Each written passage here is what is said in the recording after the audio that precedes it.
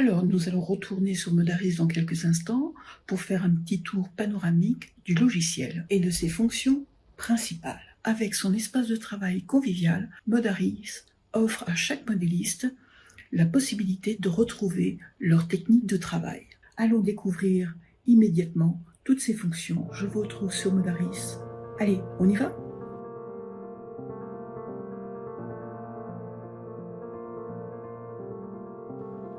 Alors, nous voilà sur l'interface de Modaris. Alors, comme vous pouvez le voir, ce logiciel, en fait, est assez, effectivement, convivial.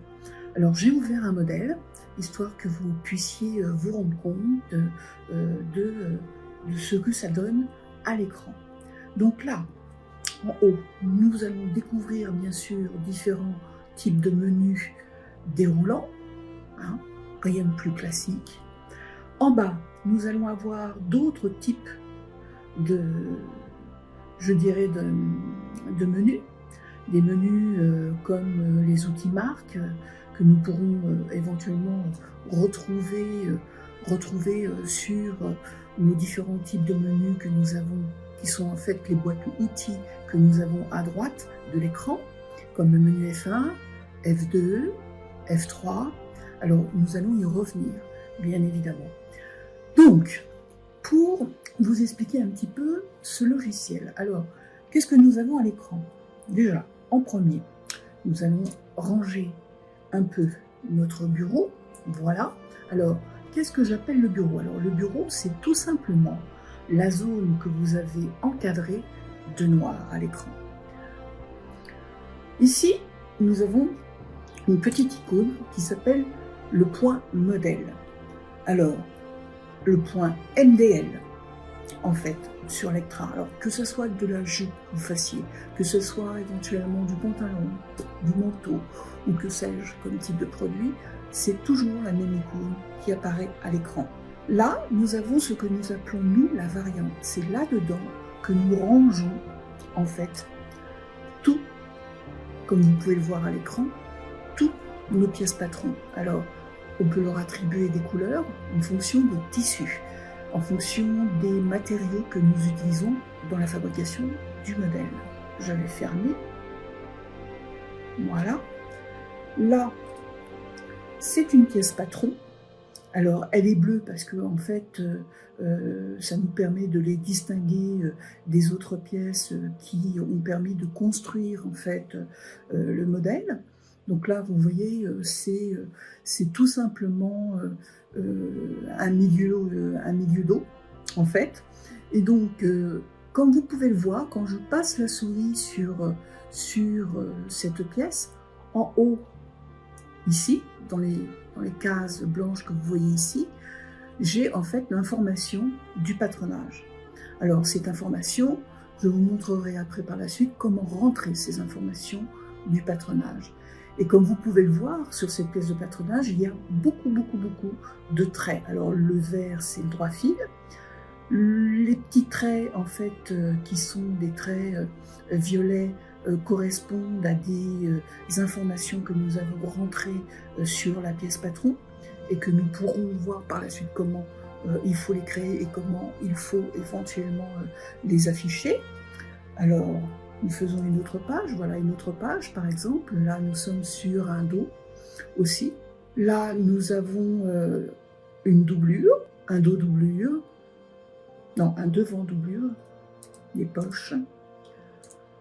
Voilà, encore des pièces. Alors là, nous avons ce que nous appelons un patron plan.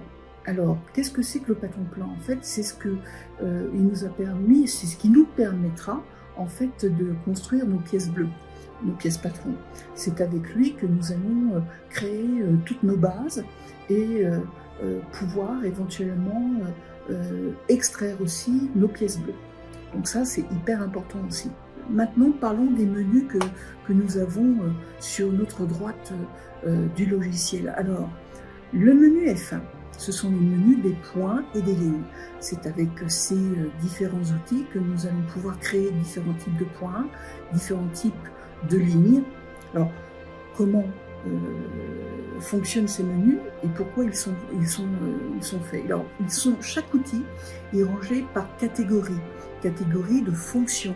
Là, nous avons par exemple la fonction d'écran et tout ce qui peut concerner les types d'écran, c'est-à-dire comment les orienter, comment les créer, comment éventuellement les utiliser, faire des différents types d'écrans, etc.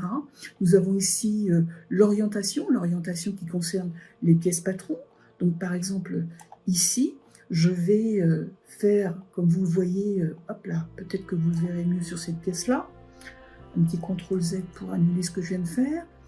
Voilà, vous voyez, je peux bouger mes pièces, comme ceci, faire des orientations bien précises de chaque pièce. Voilà, nous allons pouvoir créer effectivement des rectangles, des cercles, des arcs de cercle, créer des tangentes, etc. Ça, c'était pour le menu F2. Donc, le menu F3, que nous appelons le menu de modification de lignes et de points. Donc là, je vais pouvoir, effectivement, en prenant des outils de modification, prendre des points et les bouger, transformer ma pièce. Je peux aussi transformer des points, ajouter des points, lier des points, créer en fait des épingles. Ici, comme vous voyez, nous avons la possibilité de créer des points fixes pour pouvoir tourner et faire tourner la pièce autour d'un point fixe, etc. Nous avons un menu d'industrialisation. Alors là, c'est le menu qui va intervenir pour tout ce qui est création de comment dirais-je, de couture. Donc c'est là que je vais pouvoir créer en fait mes largeurs de couture, donner des valeurs différentes, ajouter ce que j'appelle moi des coins, hein, ce que aussi les TRA appellent des coins, et qui dans la profession normalement s'appellent des sorties de couture. Voilà, donc là nous avons, comme vous pouvez le voir, différents types de coins. Voilà, ici, vous voyez, nous avons différents types de coins qui permettent de régler les patronages de manière précise. Dans différents types de réglages, nous pouvons créer aussi ses propres coins. Alors vous remarquerez que je ne clique jamais sur les petites croix rouges, parce qu'en fait, ça ne marche pas. Il faut toujours cliquer sur le bouton fermé dans Modaris. Alors, nous avons aussi la possibilité de créer des nouvelles pièces. Vous voyez, je fais la création d'une nouvelle pièce et je clique dans les différents types de points, de coins, et là, je redessine une nouvelle pièce. Là, je ne vais pas le faire, ce n'est pas nécessaire. Je vais faire échappe. Nous avons la possibilité donc de faire ça sur le fini et sur la découpe. Et nous avons aussi la possibilité de créer une extraction manuelle, c'est-à-dire de créer un chemin point par point et qui permettra d'extraire la pièce. F5 qui permet de couper les pièces patrons, de pouvoir créer des plis et de faire aussi ce qu'on appelle sur de la FAO, c'est-à-dire un menu qui concerne essentiellement la partie cuir. Menu F6. Le menu F6 concerne entièrement la gradation. Alors, je ne sais pas si ma pièce est graduée, mais je vais voir en faisant une petite manipulation. Hein. Donc, apparemment, elle n'est pas graduée. Je vais aller dans le menu, aller chercher une cartouche et m'apercevoir que j'ai effectivement un cartouche, mais que ce cartouche ne sert à rien, car en fait, ma pièce n'est pas graduée. Vous voyez, je viens de la changer de couleur et cette couleur, c'est la taille de base en fait. Et donc, comme vous pouvez le voir, elle n'est pas graduée. Voilà.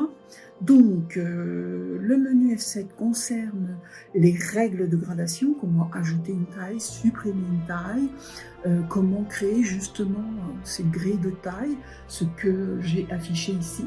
Hein, la création de fichiers EVN ou EVA, qui veulent dire évolution vectorielle numérique ou alphanumérique, modifier les évolutions, faire des groupements sur un point, dire que par exemple la taille de base n'est plus la taille 38 mais une autre taille, par exemple 40, etc. Nous avons le menu F8. Alors le menu F8 permet de faire ce qu'on appelle de la mesure bête et classique, c'est-à-dire de mesurer d'un point à un autre, comme ceci, et dans un tableau, Si bien sûr il est configuré, ce qui n'est pas le cas. Là, je vais le configurer en cliquant dessus et je vais refaire cette petite mesure de mon côté de jupe. Et voilà, je retourne dans le tableau et là, vous voyez, je retrouve les valeurs de mon côté que je viens de mesurer. Et bien évidemment, c'est partout les mêmes valeurs puisque ma pièce n'est pas graduée. Donc, nous avons aussi la possibilité de créer des tableaux de mesure qu'on appelle des mesures dynamiques, c'est-à-dire de donner en fait de là à là une appellation et de nommer notre mesure. Alors là, je viens d'appeler un tableau qui est entièrement en anglais, mais qui peut se créer aussi en langue française et qui permet de dire, voilà, cette ligne sera la mesure, etc. de notre jupe. Je tape sur Entrée et là, comme vous le voyez, j'ai la mesure qui s'est affichée avec son appellation concrètement que je retrouve en haut de mon tableau à gauche, juste en dessous d'Expert. Vous voyez, j'ai le nom de ma mesure avec sa mesure. J'ai aussi ce qu'on appelle le montage. Alors là, je vais pouvoir faire de la faire de la vérification d'assemblage. Donc pouvoir faire tout simplement des mariages, divorcer, etc. Donc, alors, je vous ferai une petite démonstration de ça dans des cours qui suivront par la suite. Donc le menu F8 consacré uniquement qu'au montage, qu'aux mesures et au tableau de variantes que je vous ai montré au début du cours, qui permet là de pouvoir rentrer dans la variante et effectivement de pouvoir nommer les pièces et ainsi de suite. Voilà ce que je pouvais dire de Modaris. Ça a été un petit tour de panorama succinct. J'aurais pu rentrer dans des fonctions beaucoup plus pointues. Mais en tout cas, je vous ai dit le principal, c'est-à-dire donc, je fais un petit récap. Nous avons ici une feuille que nous appelons la feuille point modèle, qui apparaît à la création de notre fichier. Nous avons entré par la suite ce que nous appelons la variante, qui est en fait une boîte dans laquelle on range la totalité de nos patronages. Puis par la suite, nous avons nos différents types de pièces que nous avons créées grâce à notre patron plan qui est ici, qui nous a permis en fait de construire notre jupe. Voilà les différents types de feuilles que vous pouvez trouver dans Modaris et nous reviendrons dessus dans un prochain cours que j'espère vous voir suivre avec plaisir. En tout cas, pour moi, ça a été un plaisir de vous faire découvrir Modaris. Merci et au revoir.